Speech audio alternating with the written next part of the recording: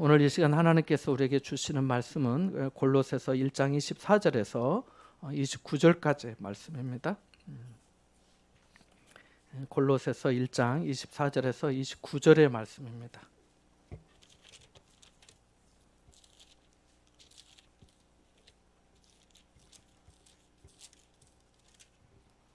신약성경 325쪽인데요. 찾으셨으면 함께 봅니다. 시작.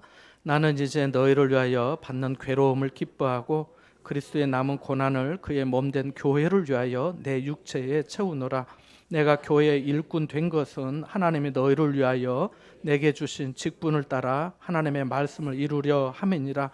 이 비밀은 만세와 만대로부터 감추어졌던 것인데 이제는 그의 성도들에게 나타났고 하나님이 그들로 하여금 이 비밀의 영광이 이방인 가운데 얼마나 풍성한지를 알게 하려 하심이라. 이 비밀은 너희 안에 계신 그리스도시니 곧 영광의 소망이니라. 우리가 그를 전파하여 각 사람을 구원하고 모든 지혜로 각 사람을 가르침은 각 사람을 그리스도 안에서 완전한 자로 세우려 함이니 이를 위하여 나도 내 속에서 능력으로 역사하시는 이의 역사를 따라 힘을 다하여 수고하노라. 아멘. 오늘은 말씀드린 것처럼 어버이 주일입니다. 어버이 주일은 부모님의 사랑과 희생을 기억하기 위해 한국 교회가 제정한 날입니다. 잠언 23장 25절에 보면 내 부모를 즐겁게 하며 너를 낳은 어미를 기쁘게 하라고 말씀합니다. 하나님은 부모님을 통해 우리를 이 땅에 보내주셨습니다. 부모님은 우리가 태어날 때 기뻐하셨고 또 지금까지도 이제까지 사랑과 정성을 다해 모든 수고를 마다하지 않고 어떻게든지 잘 양육하기 위해서 고생하셨습니다. 그래서 나면서부터 누구 도움 없이 자기 혼자 젖병 물고 기저귀 갈고 걸음마 배운 사람이 아니라면은 부모님의 희생을 무시하거나 잊어서는 안 될 것입니다. 부모에게 자식은 세상에서 무엇과도 바꿀 수 없는 유일하고 소중한 존재입니다. 그래서 부모는 자식을 생각하면 마음이 좋고 또 기쁘고 또 자식에게 좋은 일이 생기면 더 즐거워합니다. 반대로 자식의 삶이 어렵거나 자식이 왜 사는 것이 이렇게 힘드냐고 말 한마디다라고 하면은 부모는 가슴이 아프고 안타까워서 눈물을 주체할 수 없게 됩니다. 그래서 사람들은 하나님의 은혜 다음으로 큰 것이 부모님의 은혜라고 말합니다. 우리 교회 청년 몇이 해병대에서 군 복무를 했는데요. 해병대에 입대하면 제일 먼저 배우는 것 중에 하나가 효도라고 합니다. 그래서 해병대에 입대하면 부모에게 편지를 보내게 하는데 부모 생각하는 마음이 편지에 가득 차 있답니다. 훈련이 힘들어 그랬을 수도 있겠지만 해병대가 아니라도 남자가 군대에 가면은 부모를 생각하게 됩니다. 그 인생을 살면서 그 마음이 남게 되는 거지요. 부모의 마음도 마찬가지지요. 철이 없을 때는 모르지만은 장성하여서 가정을 이루고 또 자식 낳고 기르면서 아이가 아프면 아이를 안고 또 애를 태우고 기도하면서 어느 순간 알게 되는 거지요. 부모님이 나를 키우실 때 이렇게 고생하셨겠구나. 또 이런 마음이셨겠구나. 그때 나 때문에 얼마나 마음이 아프셨을까. 또는 내가 그렇게 할 때 부모님이 그렇게 기뻐하셨지 하면서 부모의 마음을 알게 되는 거지요. 잠언 22장 29절에 보면 네가 자기의 일에 능숙한 사람을 보았느냐. 이러한 사람은 왕 앞에 설 것이요 천한 자 앞에 서지 아니하리라고 하였고, 전도서 3장 22절에 보면 나는 사람이 자기 일에 즐거워하는 것보다 더 나은 것이 없음을 보았나니 이는 그것이 그의 몫이기 때문이라고 하였으며, 이사야 28장 21절에는 여호와께서 불하심 산에서와 같이 일어나시며 기브온 골짜기에서와 같이 진노하사 자기의 일을 행하시리니 그의 일이 비상할 것이며 자기의 사역을 이루시리니 그의 사역이 기이할 것임이라고 말씀합니다. 세상을 보면 자기 일에 성실한 사람이 있는가 하면 그렇지 않고 다른 사람의 수고와 재산을 속여서 자기 것으로 취하는 사람도 있습니다. 톨스토이의 바보 이반 이야기를 아시는 분도 계실 것입니다. 어느 나라에 삼남 일녀를 둔 농부가 살고 있었지요. 큰 아들은 군인으로 전쟁터에 나가고 작은 아들은 장사차 멀리 떠났고 막내 아들 이반만 이 벙어리 여동생과 함께 부모님의 농사를 도우며 살고 있었어요. 이반은 성실하고 부지런한 농사꾼이었어요. 착하고 욕심이 없어서 바보라는 별명을 얻었습니다. 욕심 때문에 빈털터리 거지가 되어온 두 형에게 아낌없이 재물을 나누어 주며 욕심 없이 사는 이반이었습니다. 삼형제가 싸우지 않고 사이좋게 재산을 나누어 갖는 것을 본 대장 악마는 몹시 화가 났습니다. 그래서 이 대장 악마는 부하 악마 셋을 불러다가 형제를 이간시키라고 명령을 내립니다. 큰형 시몬에게는 자만심을 불어 넣었습니다. 그런 결과 시몬은 내가 세상을 정복할 수 있다는 자만심이 생겨서 세상을 정복하러 나갑니다. 그러나 그만 싸움에 대표하여서 감옥에 갇히게 됩니다. 둘째 형 타라스에게는 욕심을 마구 불어 넣었어요. 그 결과 무엇이든 사들이지 않고는 견딜 수 없는 허영심이 생겼습니다. 그는 무엇이든 사는 바람에 큰 빚더미에 앉게 됩니다. 악마가 성공한 거지요. 그러나 셋째 이반에게는 악마가 실패했어요. 배탈이 나게 하고 밭을 돌처럼 딱딱하게 만들어 버렸어도 그 이반은 개의치 않고 불평도 없이 아픈 몸으로 농사일을 계속 하는 겁니다. 더구나 방해하던 세 번째 악마가 그만 이반에게 잡히게 되죠. 결국 세 악마가 다 덤볐으나 다 실패하게 됩니다. 그러던 어느 날 그 나라 공주의 병을 고쳐주게 된 이반은 왕의 사위가 되고 나중에 왕이 됩니다.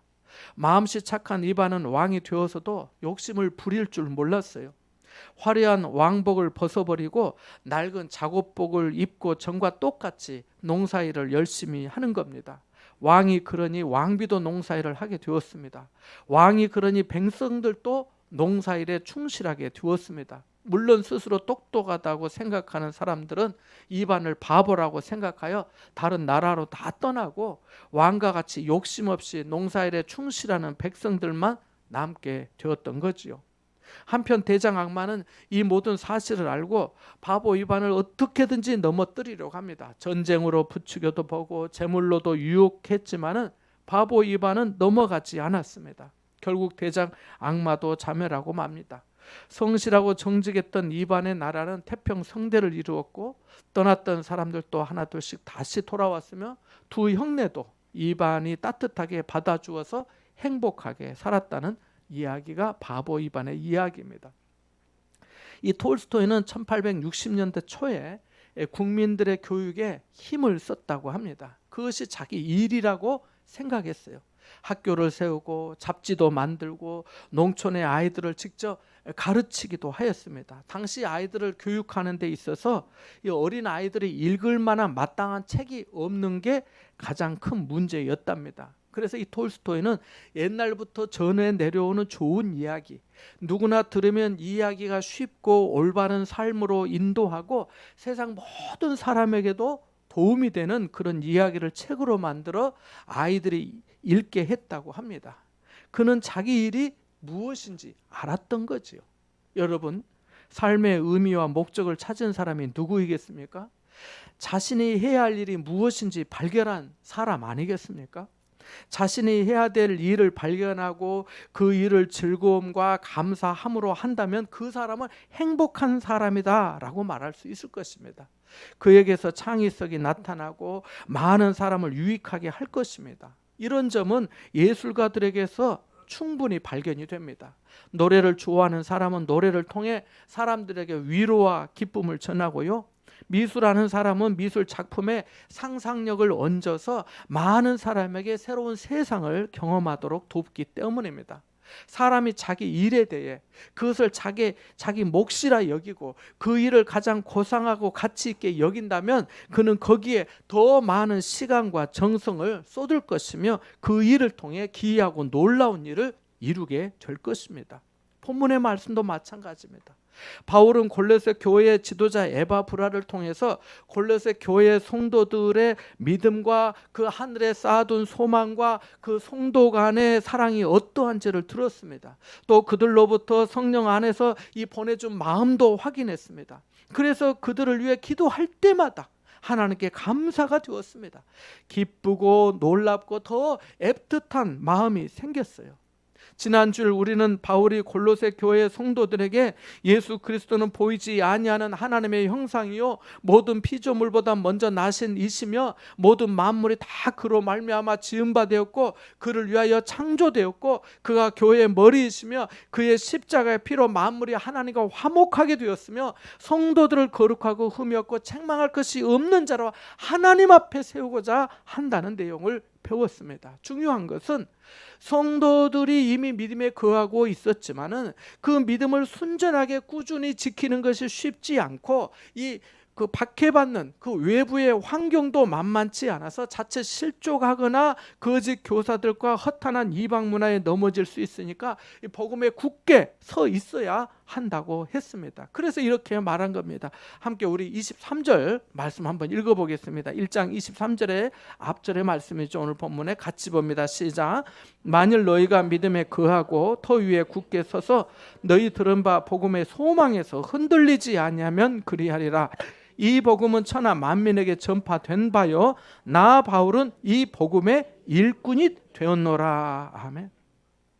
바울은 자신이 이 복음의 일꾼이 되었다고 합니다. 천하 만민에게 전파된 주 예수 그리스도의 복음, 예수 그리스도의 십자가의 피로 하나님과 인생이 화목하게 되고 모든 만물이 화목해 되는 이 놀라운 은혜의 복음을 전하는 일꾼이 되었다고 합니다.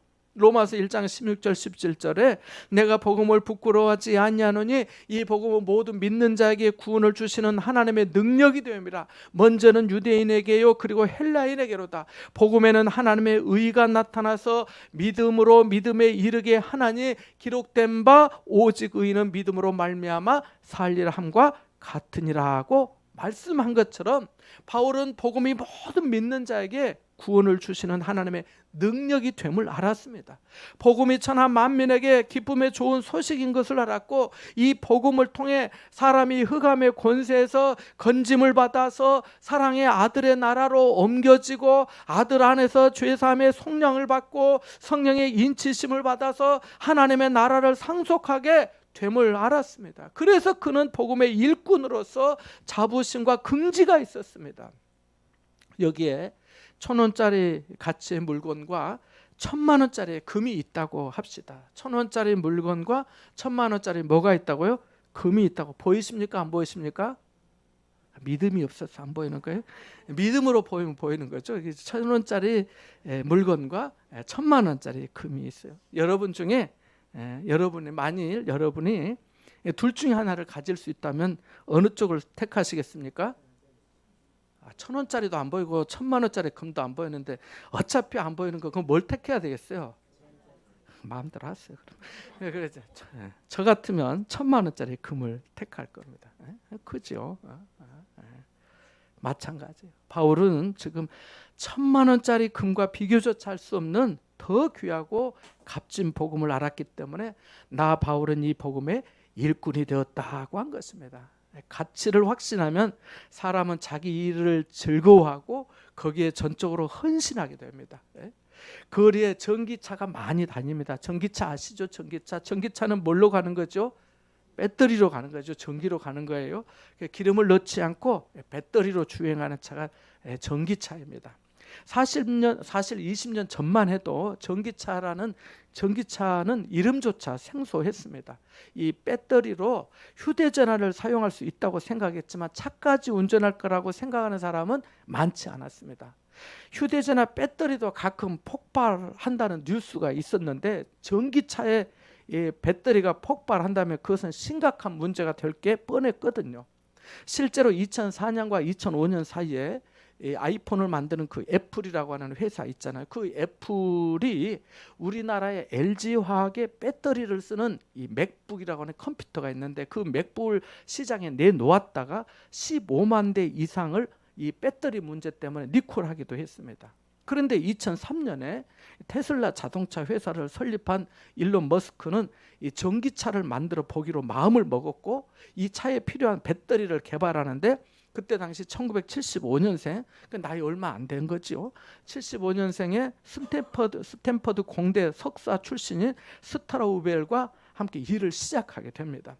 스탠퍼드 대학교 출신이 주축이었던 이 스트라우벨 팀은 전기차에 대한 확신을 가지고 열정을 쏟아 부었습니다. 그들은 거듭된 연구를 통해서 배터리 셀 수천 개를 화재 없이 다룰 수 있는 열관리 기술을 터득합니다. 문제는 이 배터리 셀의 수급이었습니다. 기술이 있어도 재료가 공급되지 않으면 안 되잖아요. 그래서 2007년에 이 스트라우벨은 중국과 일본을 돌면서 배터리를 공급해 줄 수 있는지 타진했습니다. 그런데 보니까 중국은 기술이 아직 안 되었고 일본의 파나소닉을 찾아갔는데 그 파나소닉 회사에서 거절을 당했습니다. 그래서 이 사람이 산요 회사를 또 찾아갔는데 산요에서 배터리 셀을 공급해 주겠다고 했습니다. 그래서 2009년 파나소닉이 이 산요 회사를 인수하게 됩니다. 그러면서 이 파나소닉이 산요가 그 인수한 그 회사가 그 먼저 이 테슬라 회사에 이 배터리를 공급하는 것에 대한 일을 다 알고 이제 전기차에 관심을 갖게 되었습니다. 2년 전에는 문전박대했지만 그 사이에 환경이 달라졌기 때문입니다. 2010년에 테슬라는 전기차 S 모델의 프로젝트가 이렇게 궤도에 오르니까 더 큰 계획을 세웁니다. GM 자동차 공장이었던 그 공장을 인수합니다. 인수하면서 뭐라고 말을 하냐면은 연간 50만 대를 생산할 계획이라고 말을 합니다. 아니 5만 대도 만들어 본 경험이 없는데 그렇게 선언을 한 거예요. 더 큰 문제는 그 정도 규모의 전기차에 탑재할 배터리가 없다는 거였습니다. 전기차 50만 대에 들어갈 배터리는 그때 당시 기준으로 전 세계 생산량과 맞먹는 수준이었기 때문입니다.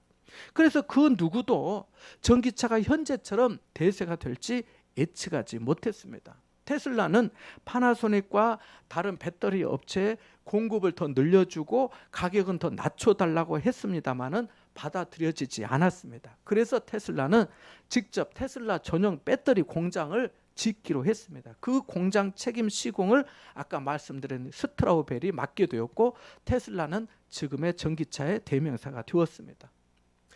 뭐든지 처음부터 완벽한 기술이 없기 때문에 전기차도 시행착오를 거치면서 보완이 되리라고 생각합니다. 그렇습니다. 우리가 뭔가에 강력한 확신을 가질 때 우리는 수고를 마다하지 않습니다. 바울도 그랬습니다.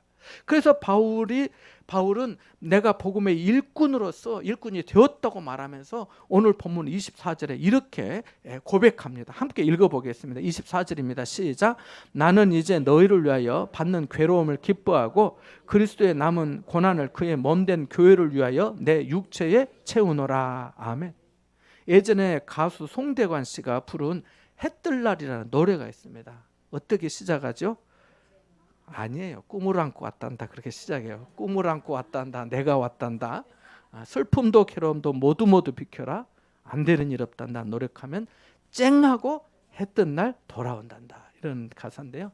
마찬가지. 꿈이 있으면 슬픔도 괴로움도 문제가 안 된다는 거죠. 바울도 그랬던 겁니다.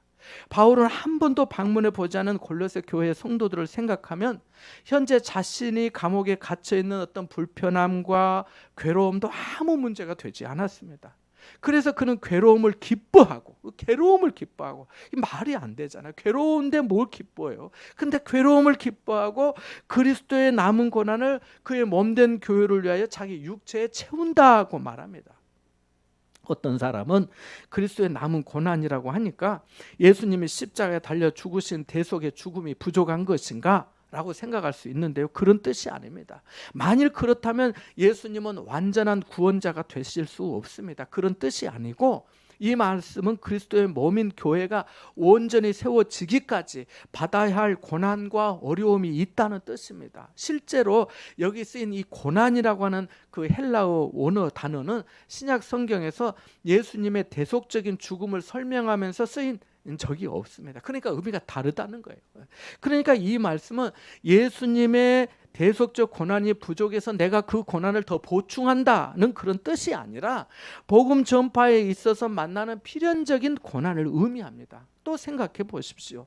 그의 몸된 교회를 위하여 내 육체에 채운다라고 했는데 앞에 18절 말씀해 보면 그는 몸인 교회의 머리시라고 말씀합니다. 그러니까 바울뿐만 아니라 그리스도의 몸인 지체인 그 성도가 고난을 당하는 건 역시 그리스도께서 고난을 당하시는 겁니다. 포도나무의 가지가 외부의 공격이나 충돌로 생채기가 나거나 꺾이게 되면 나무가 해를 당한 것처럼 포도나무의 가지인 성도가 고난을 당하면 곧 포도나무이신 그리스도께서 고난당하시는 것과 같기 때문입니다. 자, 그럼 단순히 고난을 받음으로 끝날까요? 그렇지 않습니다. 바울은 빌립보서 2장에서 예수님의 고난을 설명하면서 사람의 모양으로 나타나사 자기를 낮추시고 죽기까지 복종하셨으니 곧 십자가의 죽으심이라 이름으로 하나님이 그를 지극히 높여 모든 이름 위에 뛰어난 이름을 주사 하늘에 있는 자들과 땅에 있는 자들과 땅 아래에 있는 자들로 모든 무릎을 예수의 이름에 꿇게 하시고 모든 입으로 예수 그리스도를 주라 시인하여 하나님 아버지께 영광을 돌리게 하셨느니라고 말씀하였습니다. 우리가 만일 복음을 위해 그리스도의 몸된 교회를 위해 고난을 겪는다면 하나님이 우리도 높여주십니다. 영광스럽게 해주십니다. 그래서 로마서 8장 17절에 우리가 그와 함께 영광을 받기 위하여 고난도 함께 받아야 할 것이다 라고 한 겁니다. 하나님은 우리의 눈물과 인내와 충성을 하시기 때문입니다. 눈물을 흘리며 씨를 뿌리는 사람에게는 하나님께서 기억해 주시는 은혜가 있는 것입니다. 계속해서 25절에서 28절의 말씀을 읽어볼까요? 같이 봅니다. 시작. 내가 교회의 일꾼 된 것은 하나님이 너희를 위하여 내게 주신 직분을 따라 하나님의 말씀을 이루려 함이니라. 이 비밀은 만세와 만대로부터 감추어졌던 것인데 이제는 그의 성도들에게 나타났고 하나님이 그들로 하여금 이 비밀의 영광이 이방인 가운데 얼마나 풍성한지를 알게 하려 하심이라. 이 비밀은 너희 안에 계신 그리스도 곧 영광의 소망이니라. 아멘. 바울은 23절에서 자신이 복음의 일꾼이라고 말씀했어요. 내가 이 복음의 일꾼이 되었다고 말씀했는데 25절에서는 어떻게 말씀합니까? 교회의 일꾼이 되었다고 말합니다. 그러니까 복음의 일꾼이라 하면 곧 교회의 일꾼이다 이렇게 생각해 볼 수가 있겠지요. 교회의 일꾼은 곧 직분을 맡아 섬기는 것입니다. 바울이 맡은 직분은 뭐였습니까? 사도의 직분이었습니다.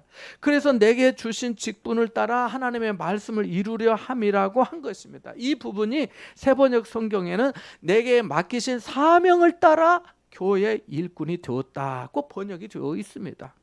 하나님의 눈은 온 땅을 두루 감찰하사 전심으로 자기에게 향하는 자들을 위하여 능력을 베푸신다고 역대하 16장 9절에 말씀하였습니다. 그리고 그 기쁘신 뜻대로 하나님께서 직분을 주어서 자기 일꾼을 삼으십니다.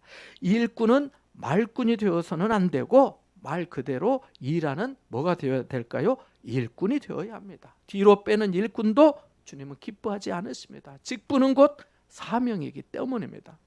하나님의 말씀을 이룬다는 의미는 27절에서 비밀이라는 말로 언급이 되고 28절에서는 완전히 드러나는데 이 비밀은 그리스도 안에 계신 그리스도니 곧 영광의 소망이라고 합니다. 그러니까 하나님께서 만세와 만대로부터 만세와 만대는 영원전부터라고 하는 그런 뜻이죠. 만세와 만대로부터 감추어졌던 구원의 역사가 예수 그리스도를 통해 이제 성도들에게 나타났는데 그 비밀의 영광이 이방인 가운데서 얼마나 풍성한지를 알리게 하시려고 자신에게 직분을 주어 교회 일꾼으로 세워주셨다는 것입니다. 이 비밀이 성도들 안에 있는 그리스도시요 그분이 영광의 소망이라고 말합니다. 흉악한 귀신이 들린 딸을 둔 어머니가 있었습니다. 어느 날 예수님의 소문을 들었어요. 예수님께 가면 귀신을 쫓아주시고 딸이 건강을 회복할 수 있을 거라는 이 마음이 생겼습니다. 그러나 그녀는 유대인이 아니었습니다. 유대인들은 이 사마리아 사람들과 상종도 하지 아니하였는데 이 여인의 혈통을 생각하면 이 여인은 사마리아 사람들보다 더 못했습니다. 유대인들이 개 취급을 하는 이방인이었기 때문입니다. 사마리아 사람들은 완전한 이방인이라기보다는 혼혈이거든요. 혼혈. 그런데 상종하지 않았어요. 근데 완전한 이방인들은 완전히 그냥 내놓은 정말 개 취급하는 유대인들 입장에서 그랬던 때입니다. 그래서 예수님을 찾아가 봤자 퇴짜를 당할 수도 있다는 생각이 들었습니다. 그러나 목마른 사람이 우물을 판다는 말처럼 딸이 흉악한 귀신에서 풀려나고 건강을 회복할 수만 있다면 어미로서 못할 일이 없었습니다. 우리라도 안 그렇겠습니까? 이게 어머니의 마음 아니겠습니까? 부모의 마음 아니겠습니까? 드디어 예수님 앞에 왔습니다. 자신을 힐끗힐끗 바라보는 사람들의 차가운 시선에서 자신에 대한 냉소를 느낄 수 있었습니다. 그래도 예수님 발 앞에 엎드려 간구했습니다. 예수님, 내 딸이 흉악한 귀신에 들렸습니다. 제발 좀 고쳐주십시오. 예수님은 내 자녀로 먼저 배부르게 해야 한다. 자녀에게 줄 떡을 개들에게 주는 것은 마땅한 일이 아니야 라고 거절하셨습니다. 주님의 대답은 자식 때문에 찾아온 어머니에게 너무 가혹한 말씀이었습니다.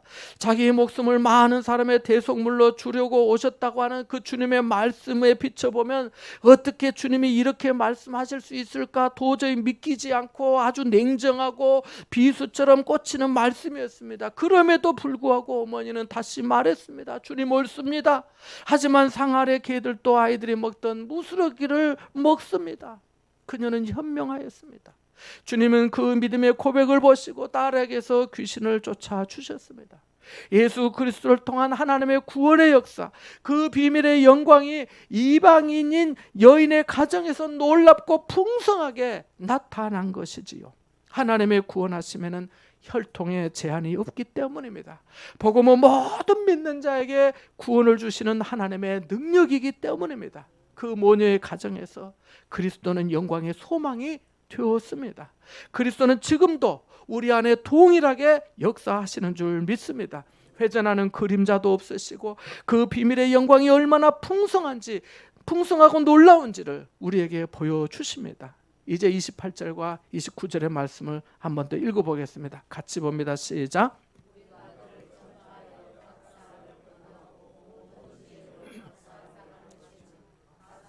그리스도 안에서 완전한 자로 세우려 하매니 이를 위하여 나도 내 속에서 능력으로 역사하시는 이의 역사를 따라 힘을 다하여 수고하노라. 아멘.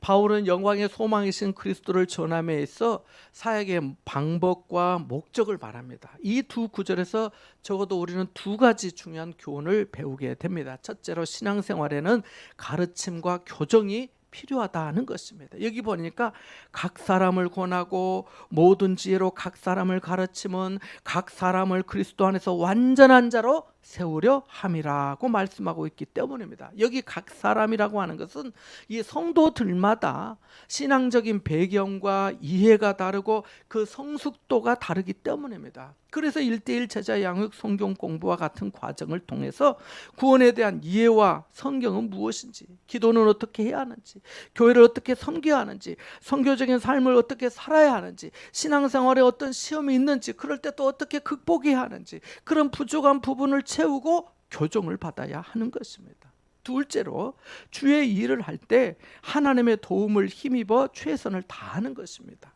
각 사람에 대한 가르침이나 섬김이 일회성이나 단기간에 되지 않거든요. 긴 안목으로 멀리 보면서 해 나가야 합니다. 그래서 하나님의 도우심과 은혜가 더욱 필요합니다. 목회가 그렇습니다. 그래서 바울이 나도 내 속에서 능력으로 역사하시는 이의 역사를 따라 힘을 다하여 수고한다고 말한 것입니다. 성령의 감동과 역사가 가르치는 자에게 또 배우는 자에게 동일하게 필요합니다. 그래야 그리스도 안에서 완전한 자로 세워지기 때문입니다. 사랑하는 여러분, 인간적으로 생각하면 세상에 완전한 자가 어디 있겠습니까? 그러나 하나님의 은혜만을 의지하고 그리스도만을 높이며 성령의 은혜를 겸손히 구하면서 인내하며 배우고 기쁨과 감사함으로 주님께 합당하게 행한다면 하나님의 기뻐하실 만한 사람이 되지 않겠습니까? 오늘 바울은 우리에게 그리스도의 몸된 교회를 위하여 자신에게 주신 직분을 따라 그 사명을 따라 사도로서 하나님의 말씀을 이루고 영광의 소망이신 그리스도를 전하면서 받는 괴로움이 기쁨이 된다고 하였습니다. 얼마나 역설적입니까? 여러분, 여러 가지 사정으로 마음이 약해지고 믿음이 약해지고 하나님의 도우심은 멀게만 느껴진다 해도 복음의 소망, 영광의 소망이신 그리스도만을 더욱 의지하시길 바랍니다. 성령의 도우심을 구하며 그 은혜의 역사가 얼마나 놀랍고 풍성한지 경험해 보시기 바랍니다. 이미 우리 속에서 역사하시는 이의 역사를 따라 힘을 다하여 주님을 바라고 주님의 일에 최선을 다해 보시기 바랍니다. 주님께서 여러분의 영혼을 더욱 부요하게 해주시고 높여 주실 줄 믿습니다. 이와 같은 은혜가 어버이 주일에 여러분 모두에게 함께 하시기를 주님의 이름으로 축원합니다. 잠시 말씀을 묵상하겠습니다.